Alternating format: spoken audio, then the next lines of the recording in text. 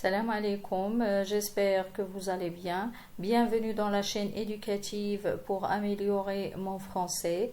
Aujourd'hui, je vais vous présenter une nouvelle leçon d'étude de langue. Ça sera notre vidéo numéro 96. On va parler de la proposition subordonnée relative. Pour les objectifs de la leçon d'aujourd'hui, ils sont les suivants.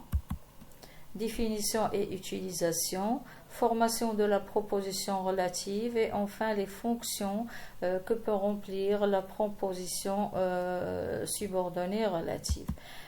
Pour définir la proposition subordonnée relative, on va dire que c'est une partie de la phrase qui donne des informations supplémentaires sur un nom ou un pronom appelé antécédent. Voilà un exemple.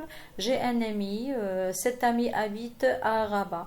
Donc j'ai un ami qui habite à Rabat. Donc ici la proposition principale, j'ai un ami et qui habite à Rabat, c'est la proposition subordonnée relative. Elle apporte des informations sur ami ici qui est antécédent.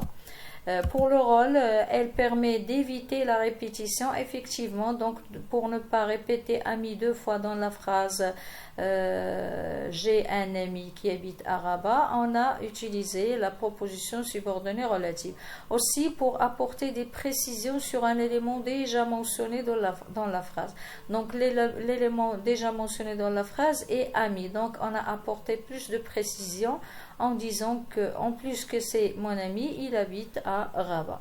Ok, donc pour la formation de la proposition subordonnée relative, elle se forme par des pronoms relatifs composés d'un seul mot comme qui, que, quoi, dont, ou lequel, laquelle, duquel, auquel, ou bien pronoms relatifs composés de deux mots à laquelle, de laquelle, sur laquelle.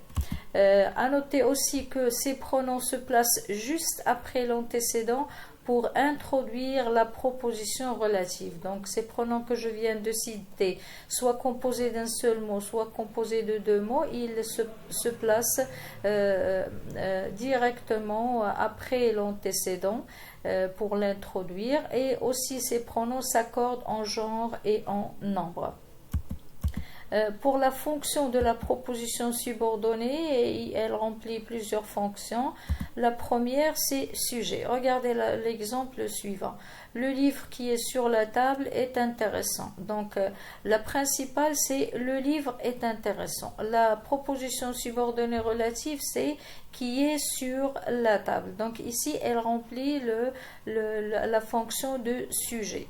Elle complète le sens du sujet qui est livre. Et livre, ici, est aussi un antécédent. Aussi, elle peut remplir la fonction de COD. Le livre que tu m'as prêté est intéressant. Donc, la principale, c'est le livre est intéressant et la subordonnée que tu m'as prêté.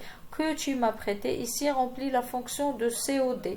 Tu m'as prêté quoi? Le livre. Ok, donc ici elle complète le sens du COD. Aussi, elle a la fonction de CEI. Le livre dont tu m'as parlé est intéressant. Donc la principale c'est le livre est intéressant. Et la proposition subordonnée c'est dont tu m'as parlé. Donc ici la proposition subordonnée a la fonction d'un COI. Tu m'as parlé de quoi? Le livre est intéressant, c'est le livre dont tu m'as parlé. Ok, l'antécédent ici c'est le livre.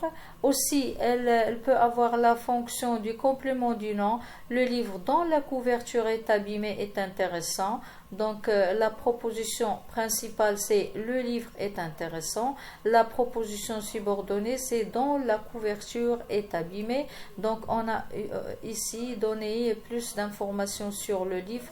C'est un complément du nom. Voilà, j'espère que j'étais claire. J'espère aussi que vous avez bien assimilé la leçon d'aujourd'hui qui est la proposition subordonnée relative. Merci de votre attention et à bientôt. Wa fi amanillah.